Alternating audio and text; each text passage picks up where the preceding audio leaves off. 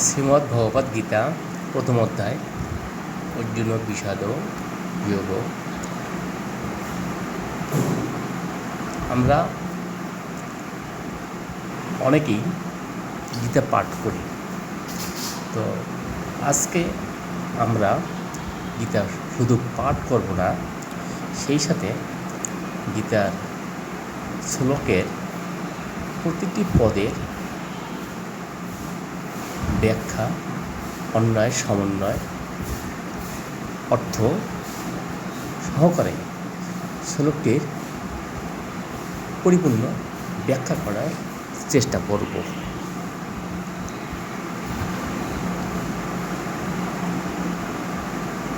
এখানে শ্রীমদ্ ভগবৎ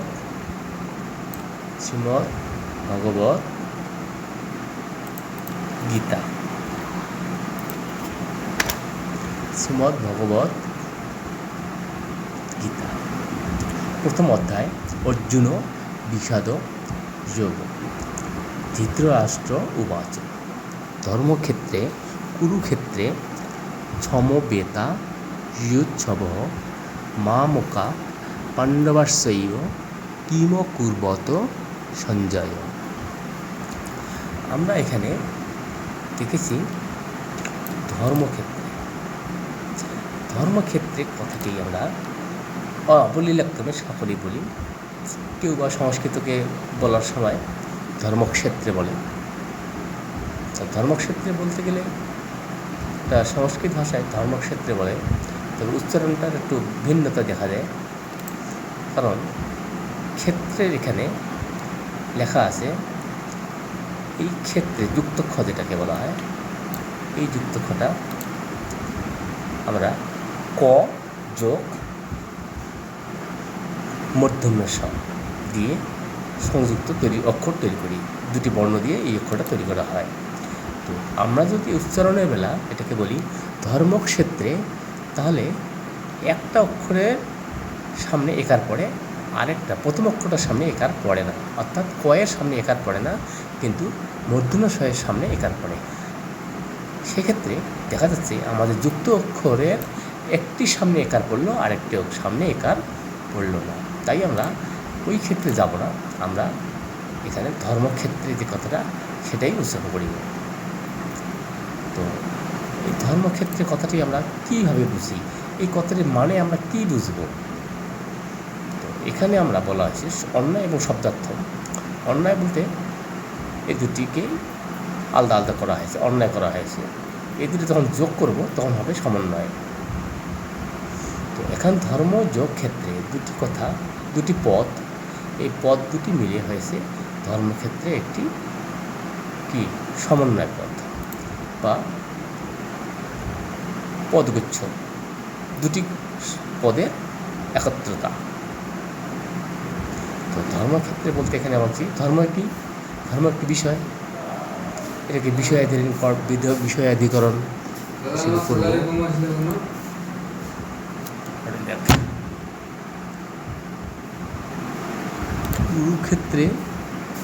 কুরুক্ষেত্রে বলতে কুরু অর্থাৎ কুরুক্ষেত্র নামক জায়গা। এখানে আরও একটু বিশ্লেষণ করে বলতে হয় কুরুক্ষেত্র, কুরু শব্দের অর্থ হলো কৌরবদের যে রাজ্য সীমানা, সেই সীমানায় তাদের যে যুদ্ধ রাজ্য, তাদের একওয়ার্ডভুক্ত যে এলাকাটা, এটাকে সম্পূর্ণটাকেই কুরুক্ষেত্র হিসেবে বলা হয়েছে। অর্থাৎ এটা ক্ষেত্র, এটা কিছু জায়গা কুরুক্ষেত্র। এখন কিছু ভাববাদী বা তাত্ত্বিকগণ এই কুরুক্ষেত্রটাকে অনেকেই দেহের সঙ্গে তুলনা করেন, তারা করতে পারে, তারা যেহেতু ভাববাদী। আবার এটাকেও দেহের অভ্যন্তরে যে জ্ঞান, বিবেক, চেতনা, সততা, এগুলোকে তারা এই ধর্মক্ষেত্র হিসেবে ব্যবহার করে। আবার কুরুক্ষেত্রটাকে ব্যবহার করে হলো দেহটাকে নিয়ে, দেহের আভ্যন্তরীণ যে সমস্ত যে স্থানগুলো আছে, যেমন চক্ষু, কর্ণ, নাসিকা, জিহ্বা, ত্বক, এমনকি দেহ, মন ইত্যাদি, এগুলোকে তারা কুরুক্ষেত্র হিসেবেই ব্যবহার করতে পারে। এই কুরুক্ষেত্রের মধ্যে যে ধর্ম বিষয়টা বিরাজ করতেছে, সেটাই সবচেয়ে বড় কথা। সমবেতা, সমবেতা আমরা জানি বাংলা ভাষায় সমবেত শব্দের অর্থ হলো একত্রিত হওয়া, কিন্তু এখানে কথা বলা হয়েছে সমবেতা। কেন বলা হয়েছে? সমবেত মানে একত্রিত হওয়া, আর সমবেতা এখানে বলা হয়েছে অর্থাৎ বহুজনের একত্র হওয়া। আমরাও জানি যে সমবেতা মানে অনেকজনের একত্রিত হওয়া, বহুজনের একত্রিত হওয়া একই জিনিস। কিন্তু সমবেতা এখানে বোঝানো হবে যে অনেকগুলো দলের একত্রিত হওয়া। পাণ্ডব পক্ষে যে সমস্ত, বা কুরুক্ষেত্রে ধৃতরাষ্ট্রের পক্ষে, পাণ্ডব এবং ধৃতরাষ্ট্রের মধ্যে যুদ্ধ হয়,